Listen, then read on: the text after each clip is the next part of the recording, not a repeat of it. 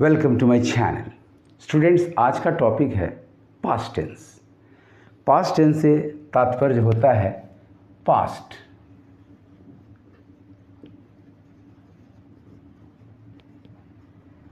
Indefinite, past continuous, past perfect and past perfect continuous tense. अर्थात इसके चार प्रकार हैं। पास्ट इंडेफिनिट की क्रिया मेन वर्ब नंबर 2 होती है, जिसे हम पास्ट टेंस वर्ब कहते हैं। यदि सेंटेंस नेगेटिव या इंट्रोगेटिव है तो डिड के साथ मेन वर्ब नंबर 1 का प्रयोग किया जाता है। फॉर एग्जाम्पल, मैं वहां गया था, ये एक रियल एक्शन है। मैं वहां जाता था, ये एक हैबिचुअल एक्शन है। दोनों का प्रयोग हम पास्ट इंडेफिनिट टेंस में करेंगे। अर्थात दोनों सेंटेंसेस को इंग्लिश में किस टेंस में लाएंगे? पास्ट इंडेफिनिट टेंस में। तो मैं वहां गया था,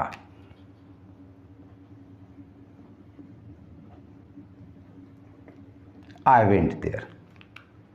मैं वहां जाता था, आई वेंट देयर। यानी दोनों का काम ये करेगा, गया था रियल एक्शन और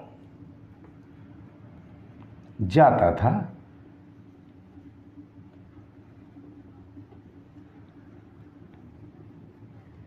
हैबिचुअल एक्शन। बहुत से लोग मारे गए, मेनी पीपल वर किल्ड। बहुत से लोग मारे गए, मेनी पीपल वर किल्ड। ये पास्ट इंडेफिनिट का पैसिव एक्शन हुआ। Passive real action.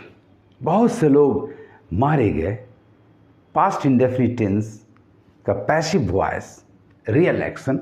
Past indefinite के पैसिव में वॉज या वर्ब के साथ मेन वर्ब 3 यानी पास्ट पार्टिसिपल वर्ब का प्रयोग हम करते हैं। पहले भी बहुत से लोग मारे जाते थे। देखिए, ऐसा पास्ट में होता था, हैबिचुअल था। पहले भी बहुत से लोग मारे जाते थे। Many people were killed even before. Many people were killed even before, ये भी पैसिव है, लेकिन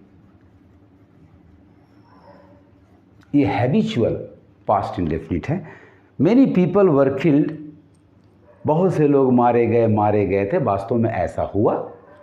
many people were killed even before, पहले भी बहुत से लोग मारे जाते थे। ऐसा बराबर होता था, ऐसा सदैव होता था, हैबिचुअल। तो आगे बढ़ने के पहले आप मेरे चैनल को सब्सक्राइब कर लें, बेल आइकन को प्रेस कर लें ताकि आपको लेटेस्ट नोटिफिकेशंस मिलते रहें। इस वीडियो को लाइक कर लें और ज़्यादा से ज़्यादा शेयर करें। पास्ट इंडेफिनिट टेंस के संबंध में एक विशेष बात, जब भी ये रियल एक्शन दिखाए तो इसके नाउन्स जनरली डेफिनिट होंगे, यानी उनके साथ द का प्रयोग करना है। और जब हैबिचुअल एक्शन में आप जाएंगे, ता था ती थी, तो आपके नाउन्स इंडेफिनिट होंगे, अर्थात ए एन या नो आर्टिकल की स्थिति होगी। यदि आप कहते हैं कि मैंने चाय पी ली, मैंने चाय पी ली, चाय वही पी जो इस समय आप पीते थे, जो इस समय आप लेते हैं। यानी यहां नाउन डेफिनिट है, रियल एक्शन है। मैंने चाय पी ली, चाय पीने का काम वास्तव में हुआ। तो आपका सेंटेंस होगा आई टुक द टी। यहाँ आपका नाउन टी डेफिनिट है। रियल एक्शन, वास्तव में मैंने चाय पी ली।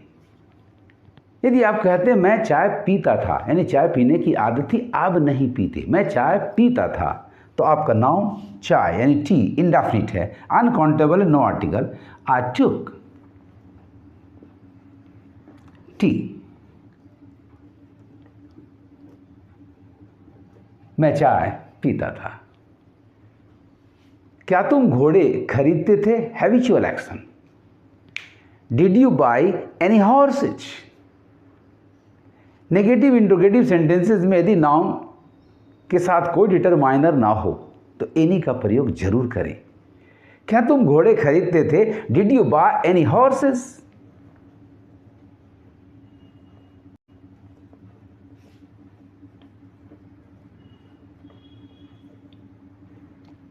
जब भी नेगेटिव इंट्रोगेटिव सेंटेंसेस में नाउन के पहले कोई डिटरमाइनर ना हो तो उसके साथ एनी का प्रयोग जरूर करें यदि उसकी मात्रा संख्या बनती हो, घोड़ों की मात्रा संख्या बनेगी।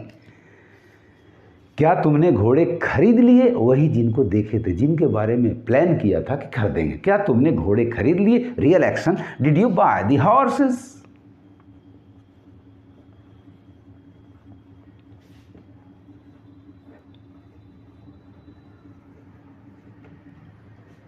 इस विशेष बात को बराबर ध्यान में आप रखेंगे।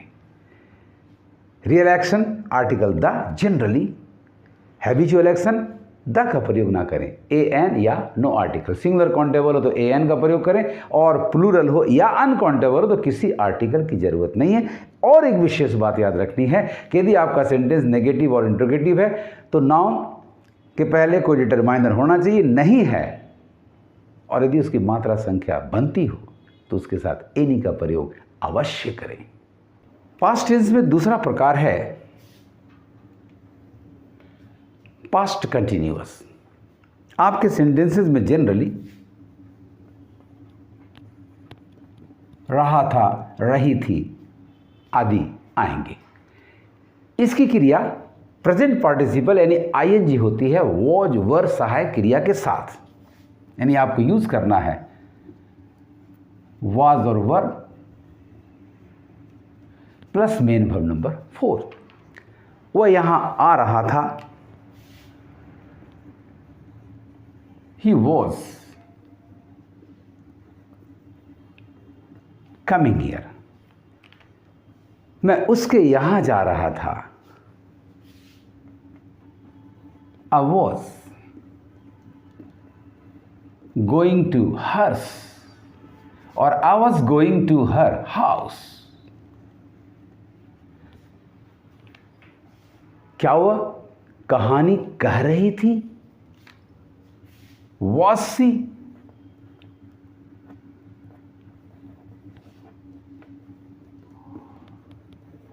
Telling a story? वह यहां आ रहा था, ही वॉज कमिंग हियर। मैं उसके यहां उसके घर जा रहा था, I was going to hers और टू हर हाउस। क्या वह कहानी कह रही थी? Was she telling a story? It's third kind is past perfect tense.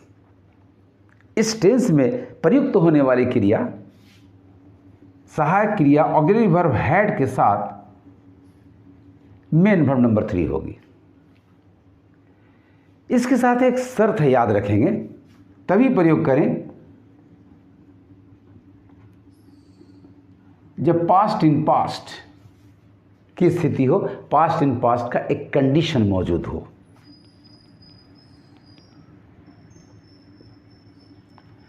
यदि दो एक्शंस हैं पास्ट के तो आप ध्यान दें कि कौन पहले हुआ कौन बाद में हुआ। जो पहले हुआ उसका अनुवाद पास्ट परफेक्ट में, और जो बाद में हुआ उसका अनुवाद पास्ट इंडेफिनिट टेंस में करें। तो मेरे आने के पहले वह चला गया था, यानी उसका जाना मेरे आने के पहले हुआ था। मेरे आने के पहले वह चला गया था, तो वह चला गया था को आप पास्ट परफेक्ट टेंस में लाएं। वह चला गया था, ही हैड गॉन। मेरे आने के पहले यह क्रिया बाद में हुई। बिफोर आई केम, मेरे आने के पहले वह चला गया था। He had gone before I came, मेरे स्टेशन पहुंचने के बाद गाड़ी खुली थी, यानी पहले मैं पहुंचा बाद में गाड़ी खुली। मेरे स्टेशन पहुंचने के बाद गाड़ी खुली थी। The train left after I had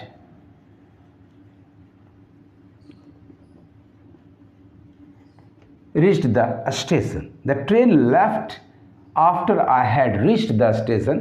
but ध्यान देना है, दो पास्ट एक्शन से तो जो क्रिया पहले हुई उसका प्रयोग पास्ट परफेक्ट टेंस में, और जो क्रिया बाद में हुई उसे आप पास्ट इंडेफिनिट टेंस में लाएं। तो मेरे आने के पहले वह चला गया था, ही का जाना पहले हुआ, सो ही हैड गॉन, मेरा आना बाद में हुआ, बिफोर आई केम। मेरे स्टेशन पहुंचने के बाद गाड़ी खुली थी, मेरा स्टेशन पहुंचना पहले हुआ, hence after I had reached the station, और गाड़ी खुलना बाद में हुआ, द ट्रेन लेफ्ट। यदि दो एक्शंस ना हो तो फिर कंडीशन होना चाहिए, जैसे उसने पहले ही खा लिया था, यानी कुछ होने के पहले उसने पहले ही खा लिया था। He had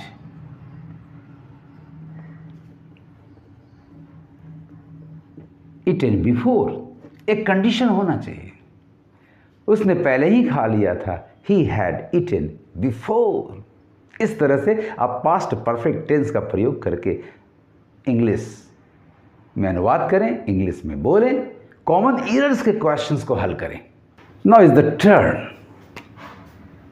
of the past perfect continuous tense. इसकी क्रिया had been plus main verb number 4 होगी। पास्ट में किसी समय काम शुरू हुआ और पास्ट में ही जारी था। इसके लिए भी पास्ट इन पास्ट कंडीशन जरूरी होता है। हिंदी सेंटेंसेस में था, थे, थी बता देता है कि यह पास्ट परफेक्ट कंटिन्यूअस में जा रहा है। तो यदि आप कहना चाहते हैं कि वह सुबह से खेल रहा था, वह सुबह से खेल रहा था, he had been playing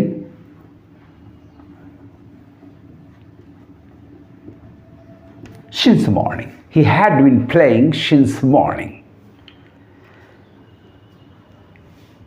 तुम 2 घंटों से कुछ लिख रहे थे, तुम 2 घंटों से कुछ लिख रहे थे। You had been writing